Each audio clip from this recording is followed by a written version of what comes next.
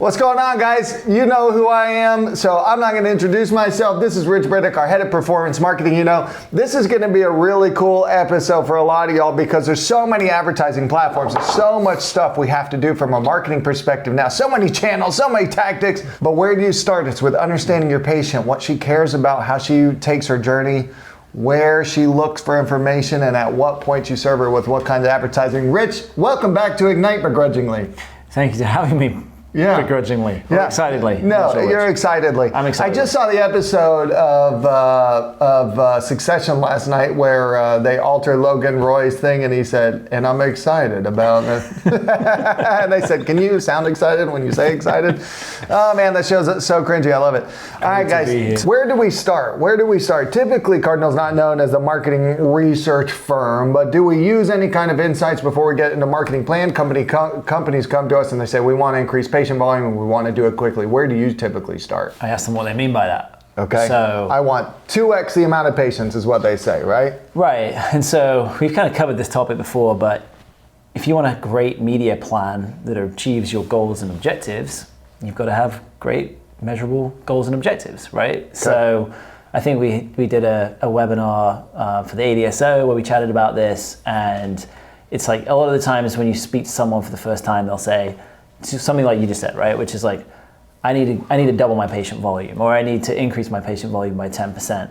But typically they're a multi-location company, they are multidisciplinary. So what do you really mean, right? What is that goal really, right? It's usually then when you dig in, it's, I need to increase the patients at this location by 12 a month to fill my provider capacity. And I need a certain number of patients for this service line because this is where the profitability is. I need to have a certain number of patients on this service line. So really understanding the specifics around the objectives is number one, right? So getting that goal in place. You get the goals and we have the quantifiable metrics, and that's great. And I love that clients are now not just saying I need X amount of leads, they're saying patients, and we're saying how are we going to track them. That's good. We've got that. Then where do we go?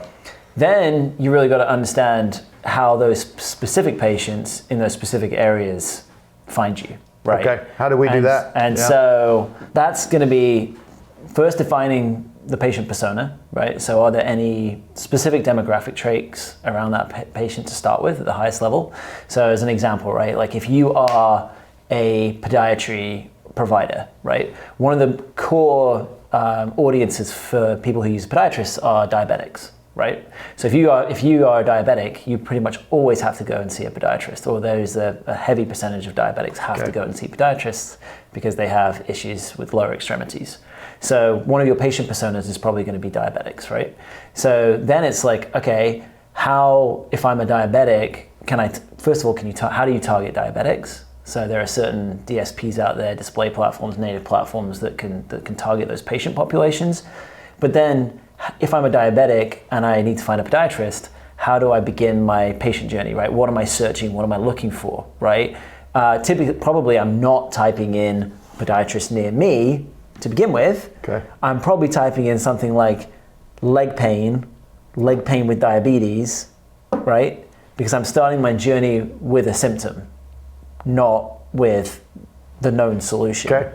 So like another example, right, is we were at a physical therapist last week in Chicago, and one of the stats that got mentioned is only 10% of their patient population, or people who are suffering with pain, know that they need physical therapy. Only 10% out of the available patient audience that they could address. So you've got to start with actually what people are searching, which is they're trying to self-diagnose. So that's where you initially get in front of them. Okay. And then it's your goal to give them something that's of value to them, right? So if I'm typing in something like lower back pain and limited mobility when playing golf, something very specific like that. Yeah, sounds like last week for you. Okay. Right, exactly. When hacking away with a golf ball. You should be giving me, or knee pain when I run, you should be giving me like content that specifically addresses that. Like what exercises should I be doing? Do I need to change my golf swing? Do I need to change my running gait? Do I have the right running shoes?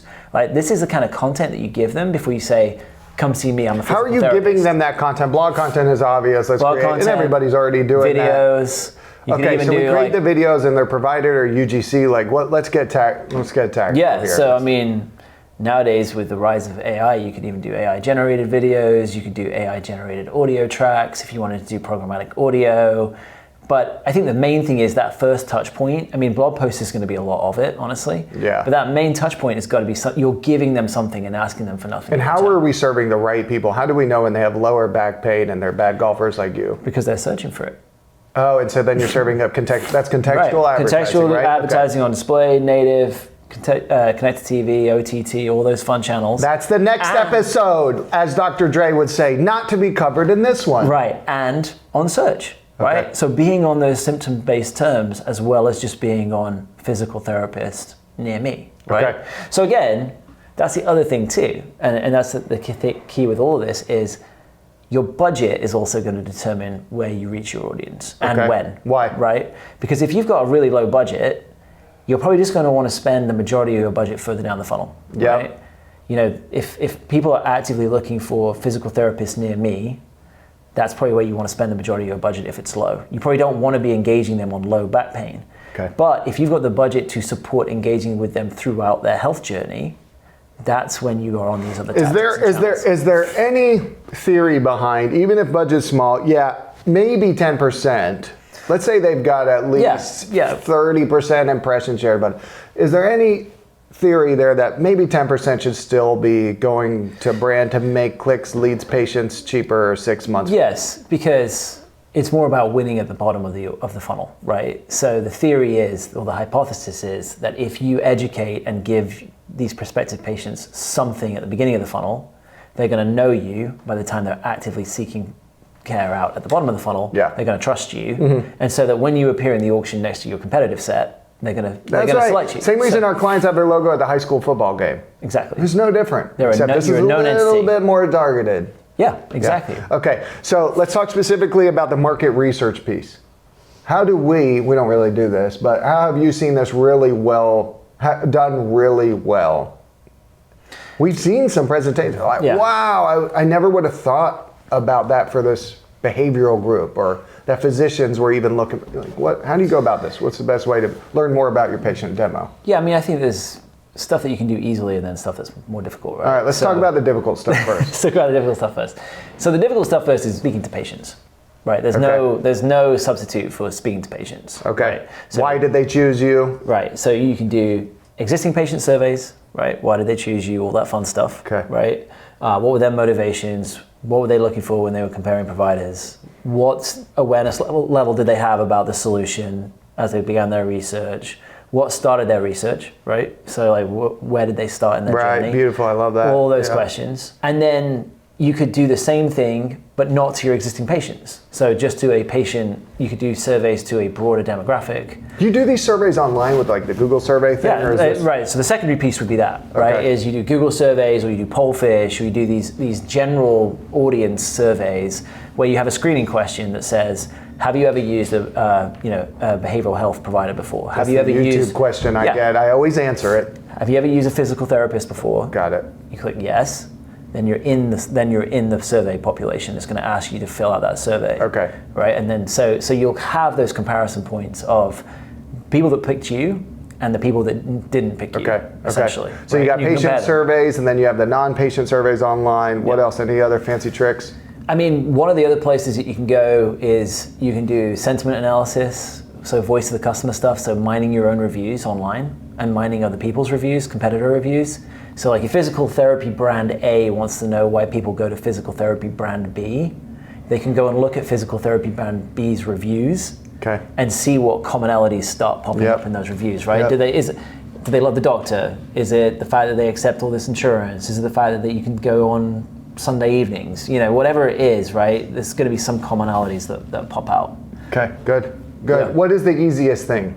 The easiest stuff is just looking around at your competitors online. So using competitor tools like SEMrush, SimilarWeb, and then looking at like Facebook ads library, looking at Moat, seeing what kind of advertising competitors are putting out, seeing what content they have online, where they're engaging with people. And from that, you can kind of disseminate what their strategy is. Yeah, you don't have to reinvent the wheel. Yeah, that's right. Point. You can see everybody's ads online, even Facebook. And then you can figure out where the opportunities are, right? Okay. So like in that example that I gave about low back pain, if physical therapy B, who's your competitor, has a really amazing article that talks about golf swings and back pain and all that fun stuff, maybe that's just not an avenue, an opportunity, right? Because what are you going to do? Write a similar blog post, and then you're trying to fight for market share. Maybe you need to think, well, actually, we're going to go after this slightly other demographic because they've kind of got that covered. Surveys, the best research I have come has been from third-party market research firms. Do you need one of these agencies? You can go to Upwork. You got to do a third party. Is that where you're going to get the best interviews? And also interviewing providers gives really cool insights too of what they find to be the best care avenues and what you're doing well and not so well. And also, that's another thing that you could be doing too. Like, so if you're a referral-based company, don't just brand to patients, brand to the providers that refer you. Okay. You know, I think you may have a sales team, you may have a field team that's calling on these providers, but they might not be getting through. Mm-hmm. They don't know. They might not know as soon as a new provider comes into the market. Whereas with digital, because you're targeting by practice, by provider type, as soon as a new provider enters that market, we can be reaching them with digital, with display ads, with native, with programmatic audio, with programmatic video. Beautiful. Even if the audiences are small. I mean, there's only so many referring providers. Yeah, even if the audiences are small. You could stand up some B2B email automations too through a HubSpot, get the list of the emails of the providers and and actually there's very specific products for that. So am I allowed to brand other technologies on here? Well, as long as they're giving us 10% commission. Yeah. So IQVIA has a provider targeting email product. Good. Yeah, I saw it. It's awesome. Yeah, very good stuff. And when they land on the page, you know about it and you can reach out. Exactly. So your sales team can follow up with them. I love it. Try and build those partnerships. So there's a lot of stuff that you can do outside of just search to reach patients and also providers. Okay, I love it. Guys, you heard it here from Rich. Thanks for joining us. We heard everything about that, everything that it takes to reach your patient base and know what the heck kind of content they want to read about, how they want to be educated, and where you find out if it's resonating or not, and the different channels you use to get in front of them. This was fun. This is different. It's not all just about strategies and blasting more media out there. You can be more effective with the media you're putting out there and the content. And it makes sense to educate your patient base before they're coming downstream, guys. This is the new patient journey. We can't all just be on Google Ads and SEO. You see other things are starting to take over. ChatGPT, people are going to find healthcare through there. The TikTok as well, except if you're in Montana. So there's different patient journeys, and you guys got to get used to advertising on different channels with different kinds of educational content. I hope this was useful. We'll see you next week for CTV, OTT, all the acronyms for different media buying.